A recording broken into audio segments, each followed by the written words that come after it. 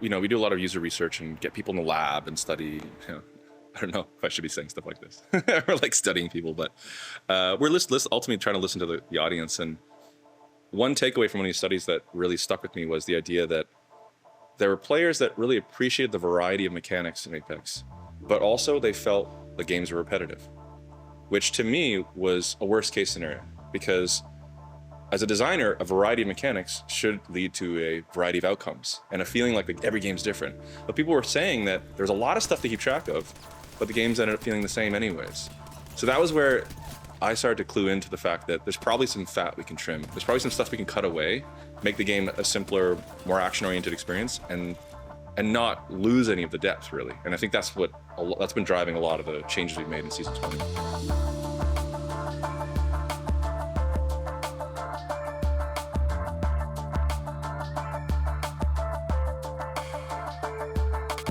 One thing I've noticed about just the feeling of the game is the early game really feels like an early game. And I get a lot more fights that feel fair in the early and mid game, where I'm on whites and blues and I'm fighting another team. They're usually also on whites and blues. And so even if I win or lose, it still feels like a fair fight. Whereas in the past, I would have a lot of situations where I would bump into another team and get in a fight. They're on purples, I'm on whites, and it just feels hopeless. And so that's a big change. It's just that armor scaling change we've made.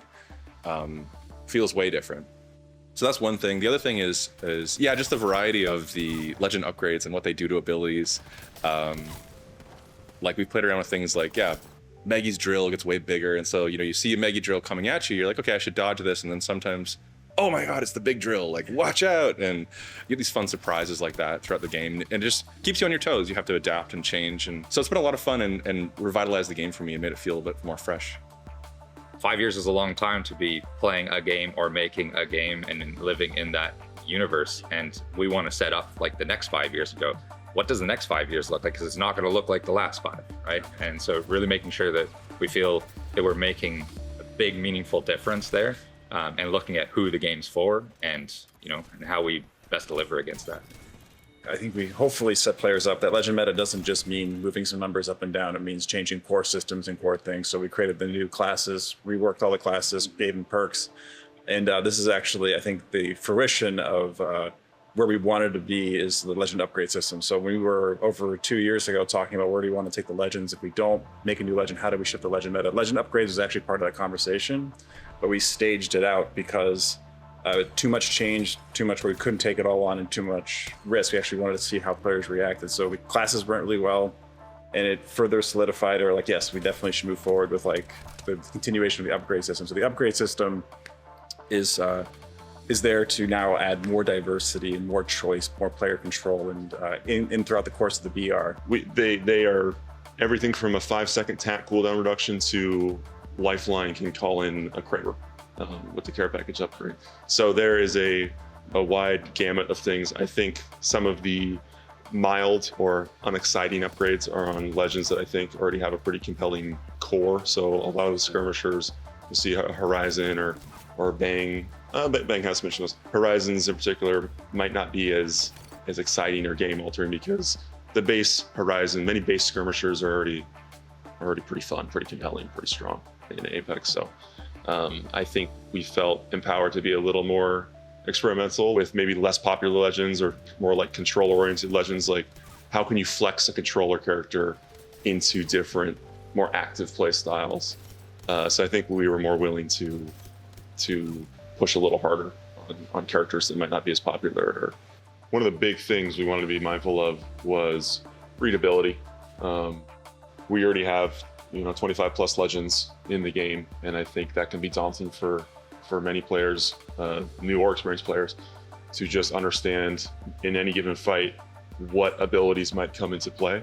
So we definitely wanted to make sure that there was readability. If there is an upgrade that creates a new layer or might modify counterplay in a way, we want that to be clear through different sort of signals that this is the upgraded version of Ashe, that this tether might remain in play for longer than this tether.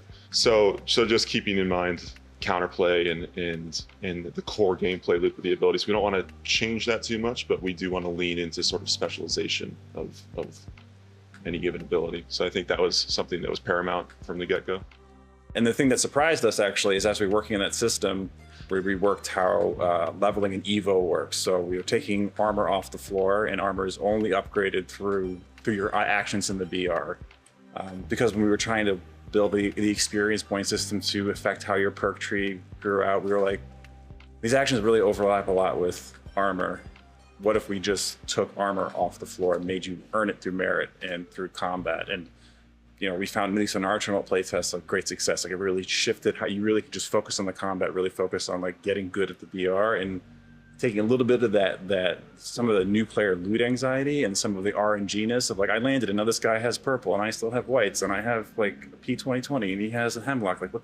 Like I can't like. So building, so kind of leveling the playing floor like that, but also building new ways to play and actually kind of service, I believe, was a better competitive experience by making the randomness a bit more managed by the player. And we still have the concept of shield swapping, but it's not like I have a blue and then I loot right into purple. It's like I can loot them, I get some of their XP, but then it gives me an overshield. So the idea of shield swapping still exists, but when that shield gets chipped away, the overshield gets chipped away, kind of like Conduit's tactical. So what Conduit gives you that overshield, like you don't level right up into it. So it still has the same behavior of like shield swapping in combat, being smart about getting to a death box, but doesn't have a thing of I've just outlooted you, I've had an immediate power spike permanently that we currently have in the game. As I said initially, your legend level and your Evo level were separate. So we started there and we started just tagging. You earned XP for everything you did. You explore a new POI, you open a bin, you like literally everything you did got you XP. There was just a tension between the idea of, well, I should get more powerful when I kill other players and shoot other players. And so over time, all these different actions we created just started to converge on just the system of, well, if I kill someone, I should get rewarded for that. And so that's how we got to the point where your legend upgrade level and your armor level were one, fused together.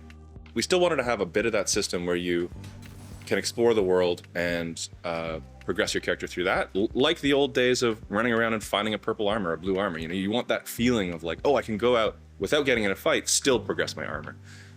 We also took that out of crafting. You can't craft Evo anymore. What we did was added the Evo harvesters. We have Evo caches, which are rare objects that just give you a bunch of Evo all at once. And those are found in care packages and vaults, things like that. And then these actions we were just talking about. The actions are all related around your class. So pick your class at the beginning of the game, and each class has objects in the world they have special interactions with. And when you perform those interactions, you get Evo. So it's a reward for playing your class's role. It's an incentive to say, hey, you're a support. You should be chasing down support bins and opening them for your team, because those give you extra healing items, and you personally as a support will also get Evo for doing that. Actually, you and your team will get Evo. So that's true for every class. Whatever your special interaction is, doing that will get you Evo. So it's just an extra incentive to get people to play their role and get the most out of the team composition they have. I think for 20, the thing we've been focusing on is reducing variables so that people can just focus on the movement and the shooting aspect of it. So that's where things like the crafting changes come in, where instead of opening up a replicator and you see this giant wheel, and if you're a newer player, so you're just like, where do I even start with this, right? We had played around with a bunch of different stuff before season 20 was even coming together. So we had explored options like, what if the crafters that drop late in the match have rare items, things like that, make them more of an objective to chase. But then we felt that was too close to the care package. We already had this thing that drops and gives you rare stuff. What if we introduced smart loot into the crafter? And smart loot is a system I don't know if everyone's familiar with, but it's a system that basically looks at your inventory and gives you exactly what you need. As we explored all these different options for crafting, we realized we were just thinking of ways to justify crafting. We weren't thinking of what's best for the game and what's healthier for the game. We were just trying to find new ways to spend your materials just to justify a reason to have materials in the first place. And so as we looked at all these currencies you suddenly had in season 20, as I said the other day, XP, Evo, crafting materials, we said, well, what if we get rid of crafting materials altogether? What does that look like? And that's how we landed on our current version, which is just one use per character, and that's it.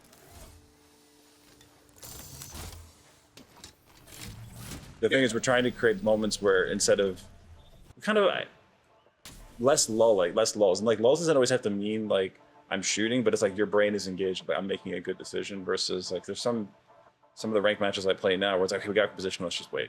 Like let's just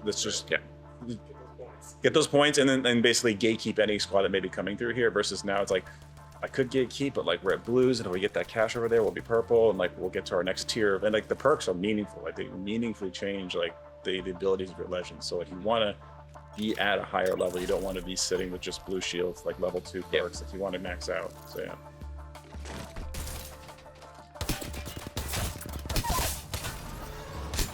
That was kind of a point as we look and we talk about accessibility. It's not about making the game necessarily easier, but it's about, you know, making it more active as well, right? Because I think as you come to the game, you expect to, you know, just jump into things and then you learn your lessons, right? You learn them either the hard way or you know, one way or another, you're going to learn that lesson. And so finding ways to start pushing some of our core systems towards you know, rewarding and incentivizing that active gameplay, and then rewarding it accordingly based on skill. But that way, it meets the needs and it meets the expectations of all players, whether they're coming in, you know, as brand new players or they're coming in as veterans.